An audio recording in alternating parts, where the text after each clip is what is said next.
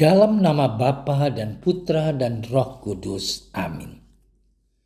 Allah Bapa kami, sabdamu adalah pelita, penuntun langkah kami, dan obor penyuluh jalan kami. Kami ingin membaca dan merenungkan sabdamu. Bersabdalah ya Tuhan, hamba-Mu mendengarkan. Penuhilah hati kami dengan sabdamu. Sabdamu adalah kebenaran. Bersihkanlah pikiran kami dari keinginan yang menyesatkan. Bukalah diri kami agar dapat mendengarkan sabdamu. Amin.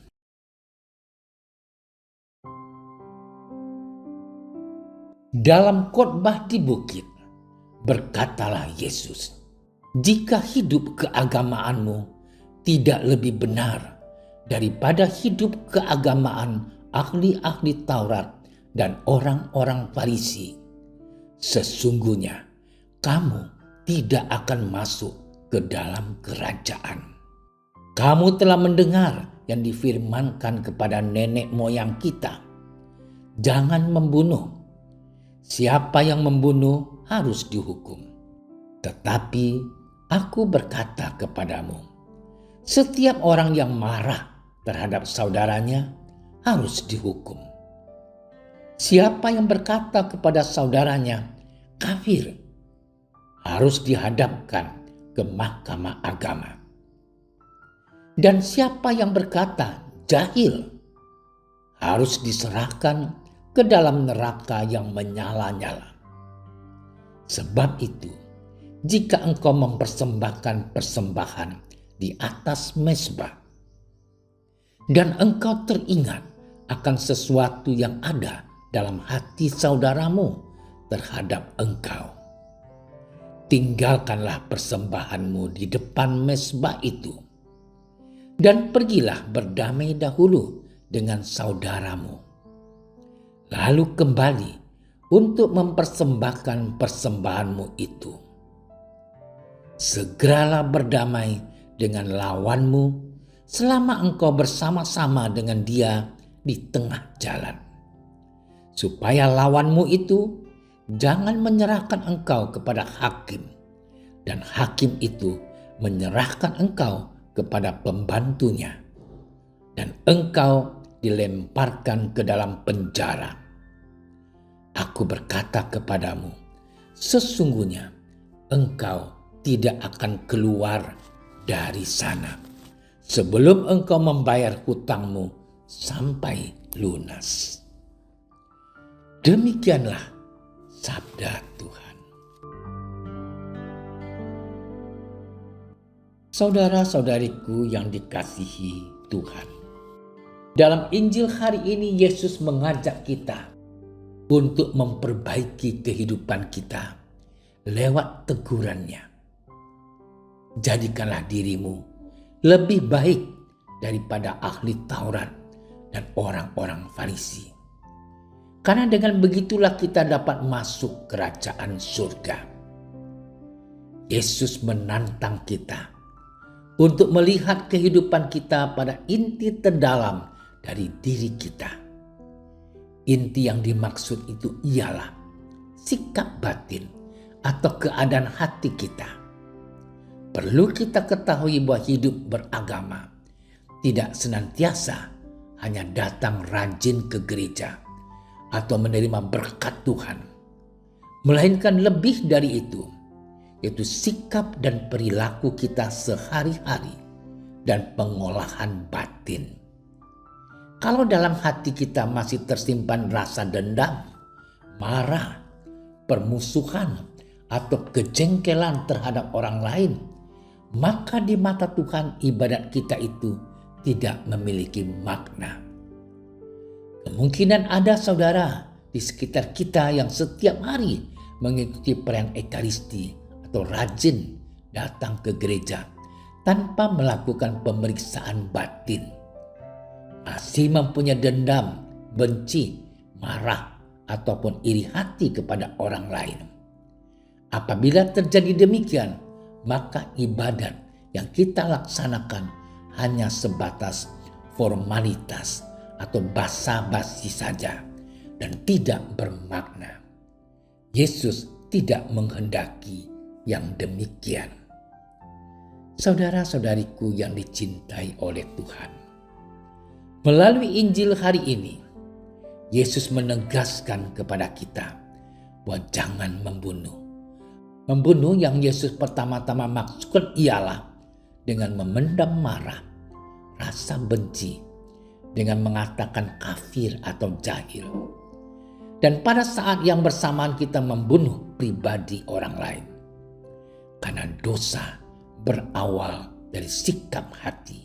Maka orang yang membenci saudaranya berarti menyingkirkan saudaranya dari hidupnya. Secara fisik lahiriah memang ia tidak membunuh, melainkan ia secara batin telah membunuh. Sebab membunuh itu berarti tidak menghargai hidup orang lain dan tidak menghargai pribadi orang lain. Dan bukan tidak mungkin tindakan tersebut menimbulkan terjadinya pertumpahan darah. Karena perkataan yang keluar dari mulut kita memiliki potensi untuk membunuh orang lain. Maka saudara-saudariku, kita harus bijak dan berhati-hati dalam berkata-kata. Dosa yang berawal dari dalam hati. Kita yang membenci saudara kita berarti kita menyingkirkan saudara kita dari hidupnya. Dan orang yang tidak peduli dengan saudaranya berarti membiarkan saudaranya. Secara fisik memang ia tidak membunuh, tetapi secara batin atau perasaan ia telah membunuh. Dan hal ini berpotensi menimbulkan pertumpahan darah. Saudara-saudariku yang terkasih, bagi Yesus sangatlah penting menjalin hubungan kasih dengan Tuhan dan sesama kita. Rekonsiliasi dan pengampunan adalah inti dari semua hubungan. Nah, saudara-saudari, mari kita sejenak merenung. Jangan-jangan kita juga masih seperti orang-orang Farisi dan para ahli Taurat ini. Dalam hidup kita sebagai orang Kristen, kita begitu taat pada ajaran gereja, rajin ke gereja, rajin ikut doa dan ikut ekaristi, serta aktif dalam hidup menggereja. Tetapi kita masih sulit mengampuni orang yang bersalah kepada kita. Kita masih menyimpan dendam pada orang lain yang sudah melukai hati kita. Kita masih mudah menggosip, menghakimi sesama, atau bahkan kita merugikan orang lain. Tuhan Yesus ingin kita memiliki dua bentuk kasih itu.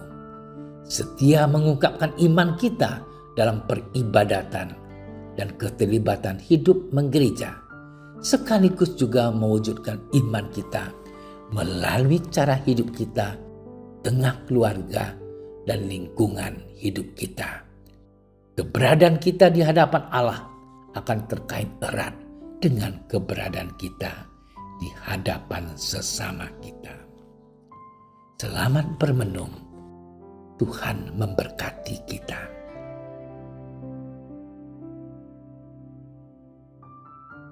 Ya Tuhan, ajarlah kami untuk memerangi aneka kejahatan yang ada dalam hati kami, dan jadikanlah kami pembawa damai-Mu, agar kami mampu membangun hidup yang lebih baik dan berkenan kepadamu. Amin. Kami berdiri di hadapan-Mu, ya Roh Kudus, pada saat kami berkumpul di dalam nama-Mu. Bersama-Mu sendiri yang membimbing kami, membuat diri-Mu nyaman berdiam di hati kami. Ajarilah kami jalan yang harus kami tempuh, dan bagaimana kami harus mengikuti jalan itu. Kami lemah dan berdosa. Jangan biarkan kami mendukung kekacauan. Jangan biarkan kebodohan menuntun kami ke jalan yang salah. Jangan pula keberpihakan mempengaruhi tindakan-tindakan kami. Kiranya kami menemukan di dalam Engkau kesatuan kami, agar kami boleh berjalan bersama menuju kehidupan abadi dan tidak menyimpang dari jalan kebenaran dan apa yang benar. Semua ini kami mohon kepadamu yang berkarya di setiap tempat dan waktu dalam persekutuan dengan Bapa dan Putra untuk selama-lamanya.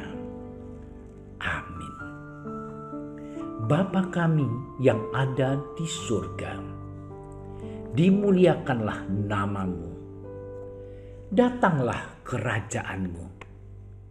Jadilah kehendakmu di atas bumi seperti di dalam surga.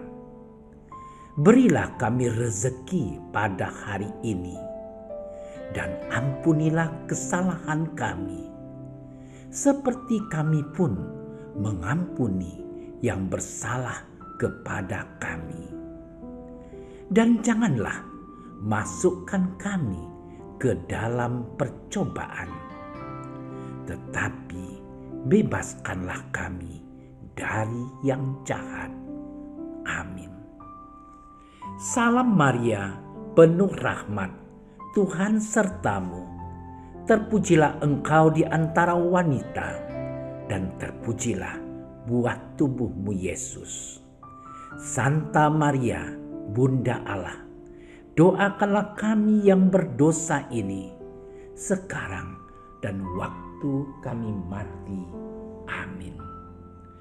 Kemuliaan kepada Bapa dan Putra dan Roh Kudus, seperti pada permulaan, sekarang, selalu, dan sepanjang segala masa.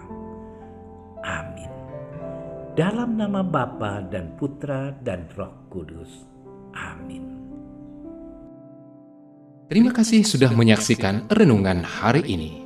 Jangan lupa like, subscribe, dan aktifkan tombol loncengnya agar Anda yang pertama mendapatkan notifikasi updatean renungan harian dari Komsos Keuskupan Padang. Dan bagikan ke sosial media agar saudara-saudara kita dapat mendengarkan dan merenungkan firman Tuhan.